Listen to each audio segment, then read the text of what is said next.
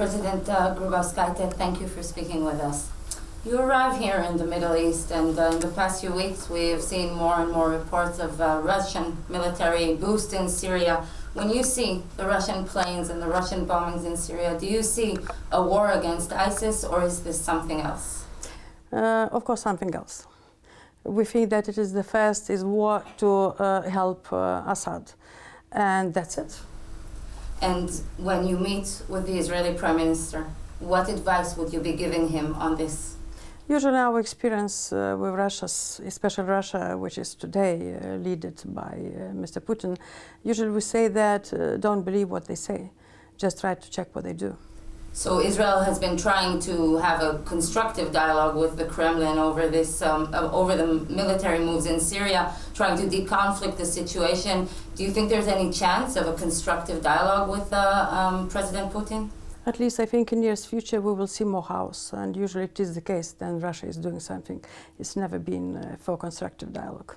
You have shared, both of your terms you have shared with the President, with US President Barack Obama. Many here in Israel argue that one of the reasons that Putin has gotten stronger is because of the American foreign policy. Do you agree? Do you feel that the West has done enough to stand up to Russian aggression? It's not easy answer. Probably there is truth in everything, and partly that there was a lack of leadership in Europe especially, and in Middle East. And this vacuum Putin is trying to fill in. And what do you expect from your allies at this point? Are you getting enough? Do you feel that you are getting enough? I think that the problem of a lack of leadership is seeing not only in your region but also in Europe, and exactly because of that we got a very difficult situation in Ukraine. We still have difficult situation on our borders in Kaliningrad, where Russia is exercising and trying to threaten us. Of course, and now the culmination, we have Russia's behavior in Syria. I think the West, which was trying to stick only with sanctions, probably did not everything possible. And we got mess in Libya. Now we are facing probably even larger mess in Syria. So I think that for us in the West, we need to rethink our actions. Okay. I want to speak about the Israeli relations with Lithuania. It's a wonder for many here in Israel that at a time when Europe is growingly critical of Israel and its policies, Lithuania has grown much closer to Israel. The relationship is growing at this point, and Lithuania has refrained from many of the moves that the European Union has been trying to promote against Israel. How do you explain this? Probably because of some challenges which we as not very large countries or medium-sized countries facing. Your region is very difficult. You have very difficult neighbors. We have also one very difficult neighbor which is not very friendly and partly unpredictable. So probably these challenges saying that we understand each other better, our heritage, which we're starting to acknowledge better, to evaluate what was happening some 50, 70 years ago, for us became important because it was part of our nation also. And yesterday I met with your president, it was on Monday, and he called me Litvak. That we both Litvaks, yes. I'm Lithuanian, but I'm Litvak from this point of view. And it is our family place where our families were born, and myself also. I'm myself from Vilnius. I born in Vilnius and lived all my life in Vilnius. So I think that heritage, history, evaluation, what is important final in life, then you under threat of existential threat.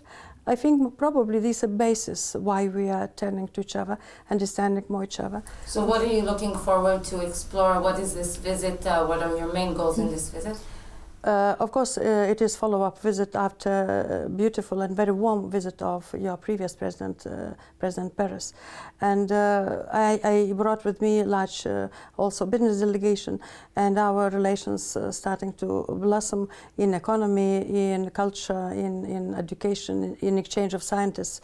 And I think that's the niches, especially in innovative sciences, in biotechnologies, in new technologies, where both our countries are achieved already a lot, and we can be even better together. You mentioned the history that Israel and Lithuania shares, but there's also a dark chapter in history. And despite the efforts that the Lithuanian government, apparent efforts to commemorate the Holocaust in recent years, there are still people still some Jewish groups that think that are critical of what they call a moral equivalence between victims of Nazi crimes and victims of the communist crimes. Do you understand why the difference matters to them?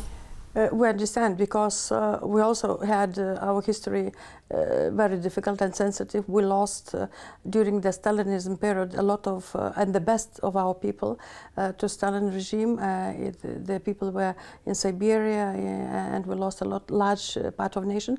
For us it is very sensitive also, and partly it was the main reason why we were fighting for our independence.